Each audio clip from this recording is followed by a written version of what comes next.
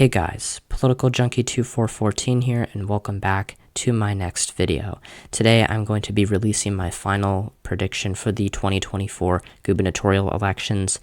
Thank you all so much for the support that I've seen that you've provided my channel with throughout the last 2 years. And I'm really grateful to have such a loving and caring audience as you guys. I'm really excited to see how the results pan out on election night for all of these races.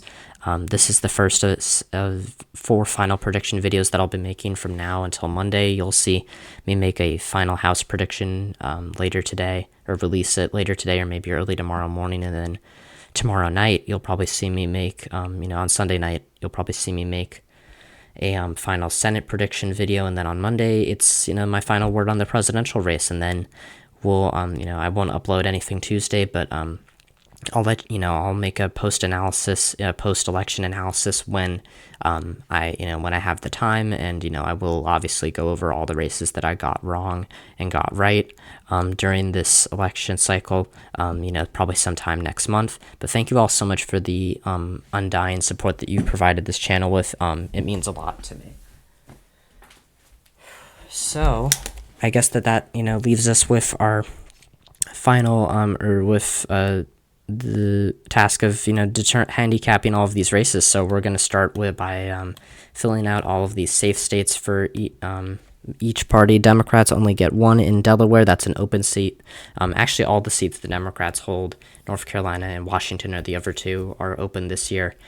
A lot of the ones the Republicans hold, though, the incumbents are either term limited or are choosing to retire. Vermont's the only one I'll really mention here. Usually this is a very blue state, but we have to remember that on the gubernatorial level, local races are a lot different than Senate or presidential races, and Republicans have a star candidate here in Phil Scott, who's won 4 terms as governor since 2016, and Vermont and New Hampshire actually elect their governors every 2 years. Scott won his last election by like 50 points. He's been a frequent critic of Donald Trump. A lot of Democrats in Vermont have, split their ticket and backed him because they see him as a bipartisan deal breaker, and he's very popular in Vermont. And so he's going to win another term by a massive margin, even as Kamala Harris and Bernie Sanders win the state overwhelmingly. So that leaves us with 4 states that I think are really, really competitive here, or not really, really competitive. One of them is very competitive, but the rest we will kind of handicap here in just a moment, but overall very interesting races to talk about. The first one is going to be the Indiana governor's race, which is an open race. I have previously had this race as a safe Republican. I'm moving it down to likely Republican, and that's because the GOP nominee for Governor, Mike Braun, is facing a strong challenge from the Democratic nominee, Jennifer McCormick, who is the former superintendent of public instruction in Indiana. She's a former Republican, and she's been running a very strong race. And Braun, a current U.S. senator from the state who has won a competitive election before, did not get the running mate that he preferred in the primary, that he and Donald Trump had endorsed in the primary. He got a more extreme candidate as his running mate, and so that's made the campaign a little bit more awkward for the Republican nominee here. But Democrats overall, I think, are benefiting too from the fact that there's a libertarian candidate in the race, and also from the fact that Indiana usually has pretty competitive governor's elections, and libertarian candidates usually get a lot of votes here in these governor races. If you look at 2020, they won the state. Libertarians got more than 10% of the vote there. They did not get as much in the 2016 election, but again, Democrats had a star candidate here in John Gregg. 2012, when Mike Pence was elected to the governorship, he only won by less than 3 points against John Craig, who was, of course, the former Speaker of the Indiana House of Representatives. If you look back even further, Mitch Daniels had a good re-election in 2008, but in 2004, he only won by 8 points. And then before that, you look at that, and Democrats actually had did have a hold on the governorship here. So Indiana historically does like to kind of vote more, is a little bit more open to voting for Democrats on the local level than the federal level. So that is, where we'll put it. I think Braun is still a very heavy favorite here, but McCormick and the Libertarian candidate here making some interesting dynamics, putting some national attention on the race. But I think it'll be called by the end of election night. I just think the margin is really what to watch here. And so then we have these free states remaining: Washington, North Carolina, New Hampshire. I'll start with Washington. All of these seats, by the way, are open seats, and Indiana also as well. I think I already said that. But the incumbent governor in Washington, Jay Inslee, is not running again. He was first elected in 2012 against the Attorney General of the state, Rob McKenna. Republicans, much like Democrats in Indiana, do better in local races than in federal races, and so McKenna actually put up a very strong challenge to Inslee the first time around, but Inslee was able to win.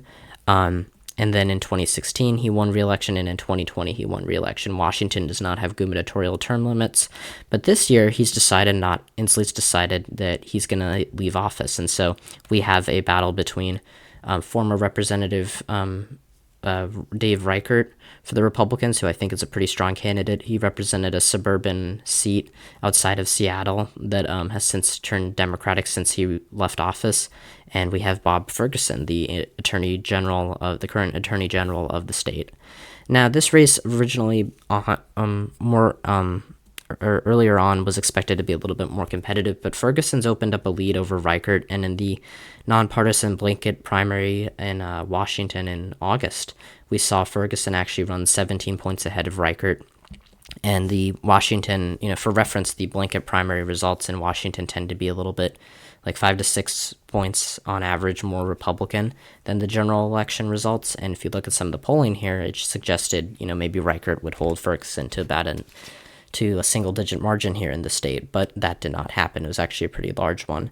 Also, while fundraising has benefited Democrats in the past few election cycles, and some of the Senate Democrats are in much more competitive races with larger fundraising leads than Ferguson is, he still has a $7.7 million lead over Reichert.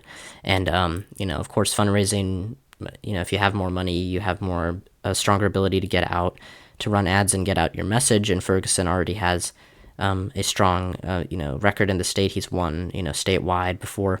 Reichert has not, and I think that overall, Washington, while it does have semi-competitive governor's elections here, I think this one will be closer than 2020, but I think Ferguson's in a pretty good position to win, but Reichert could make it closer than people expect.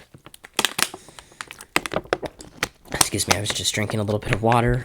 Then we go on to the state of North Carolina, which I actually think is in a worse position for Republicans than the Washington race is, which may surprise you, but again, governor's races are very different. The Republican nominee here, Mark Robinson, has just been hammered time and time again. He's the current lieutenant governor of North Carolina, by the way. He won election in 2020, but he has a long history of inflammatory comments, including before the 2020 election. But again, lieutenant governor's race, just because he won that, we have to remember 2020 was a presidential year. They had North Carolina had a big Senate and governor's race on the ballot. And so I don't think a lot of people were paying attention to Robinson's race and some of his comments that he said. But on the Democratic side, you have Josh Stein, who is the current attorney general of the state. He's won twice. He won his elections in 2016 and 2020 by very narrow margins, but still on the same ballot that Republicans, that Donald Trump won the state twice and, beat the polls. But Stein has managed to hold on.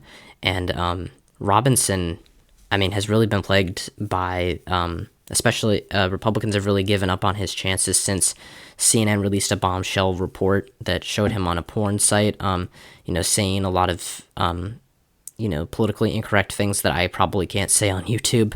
And so Robinson overall is in a pretty bad position. And Donald Trump has, had previously endorsed him when it looked earlier on in the cycle when it looked like he had a fighting chance against Josh Stein, but it really has not seemed that way since then. And so Trump is trying to distance himself from Robinson now, and it looks like it's working. I mean, North Carolina has a long history of voting for Republicans on the presidential level.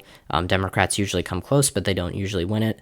But on the gubernatorial level, Democrats have won all but one governor's race here in North Carolina since the start of the 21st century.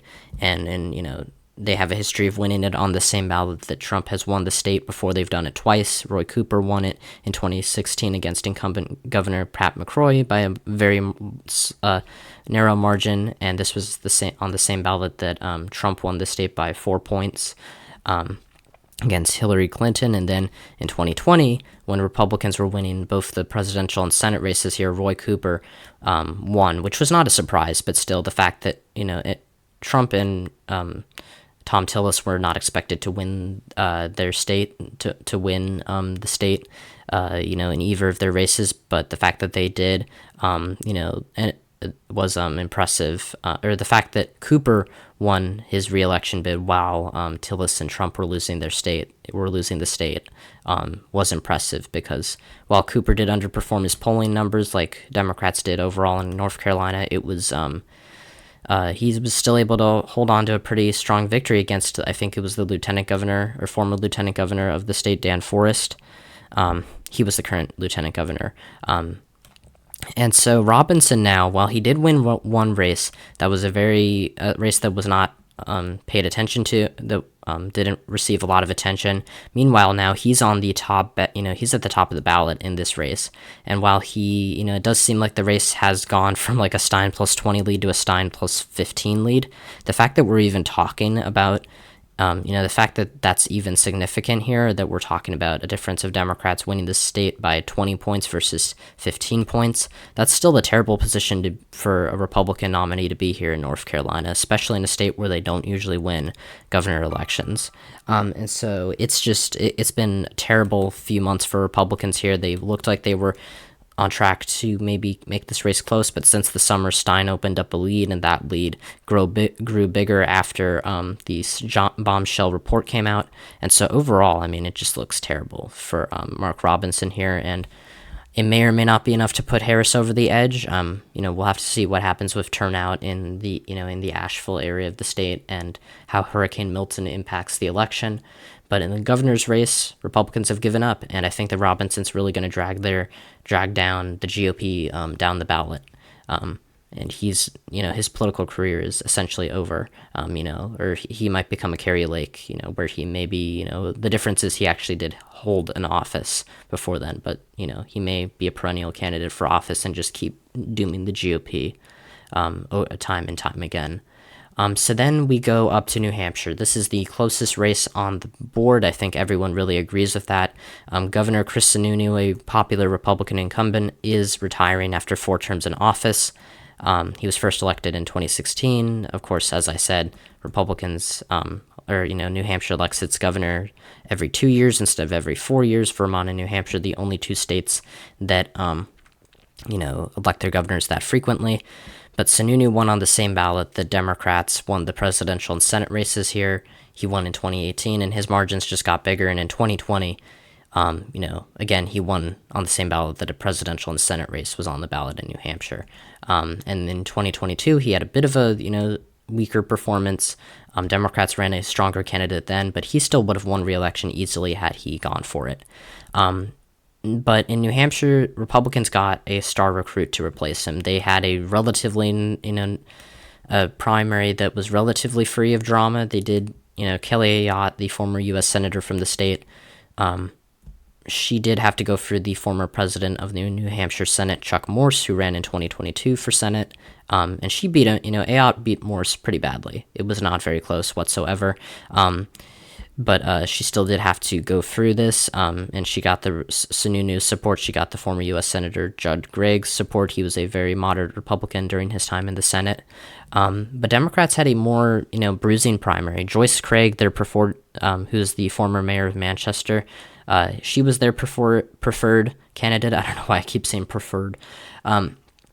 but she did have to kind of work for it. She had to beat Cindy Warmington, who's the New Hampshire executive counselor, and Warmington put up a very strong campaign and came within, single digits of winning. She only lost by 6 points. So Democrats had a more bruising primary here. They're being outspent by the Republicans, which again is crazy, to even say, because Democrats usually have the fundraising edge, in races, in most races except ones where there's a Republican incumbent, because incumbents typically outraise their challengers regardless of party.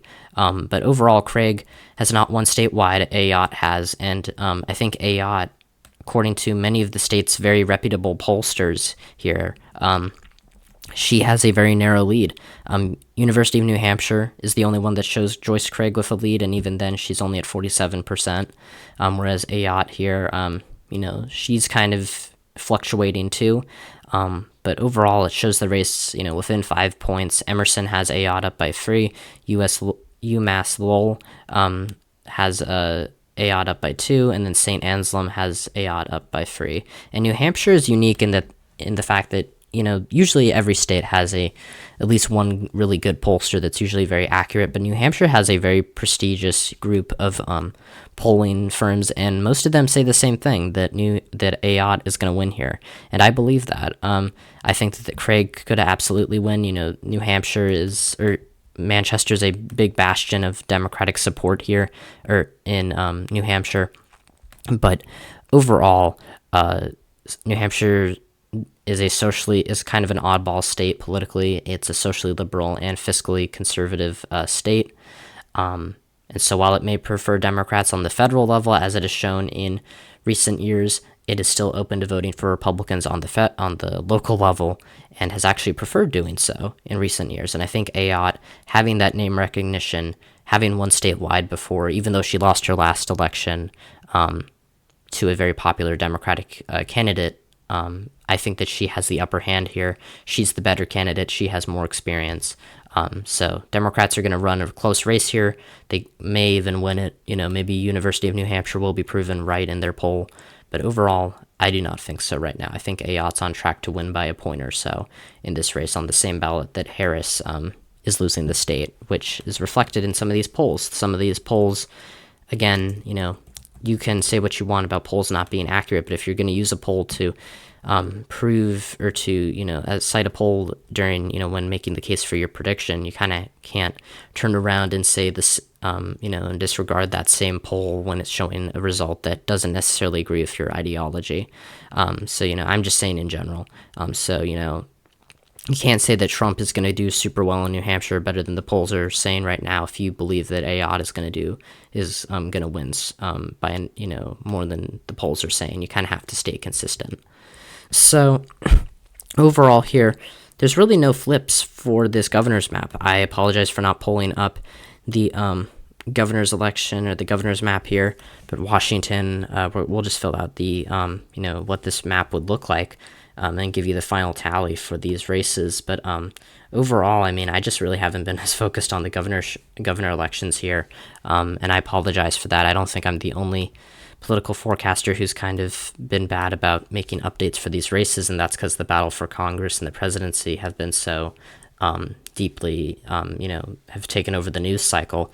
But when we, apply the results here, if my prediction comes true, everything stays equal. Democrats and Republicans hold all of their seats, and Republicans stay at 27 governorships in the National Governors Association. Democrats are at 23 governorships. And so overall, kind of some interesting races here, but overall, not a very dramatic cycle. We'll have to wait till 2026 to get the, birth of many of these races. So, thank you all so much for watching and for supporting this channel for the past couple of years. I'm really proud of the growth that we've made as a channel. Let me, I hope you enjoyed this video, and let me know down below who you think is going to win some of these races. I'm really interested to hear your opinions, see if you have a different view on New Hampshire or Indiana or Washington, or even if you think the margin's going to be different. Because that's also puts things into perspective. So, if you enjoyed the video, hit the like button, subscribe to the channel if you haven't already, share the video with someone who you think would enjoy it, and thank you all for watching, and I'll see you guys next time when I talk about all things politics. See ya!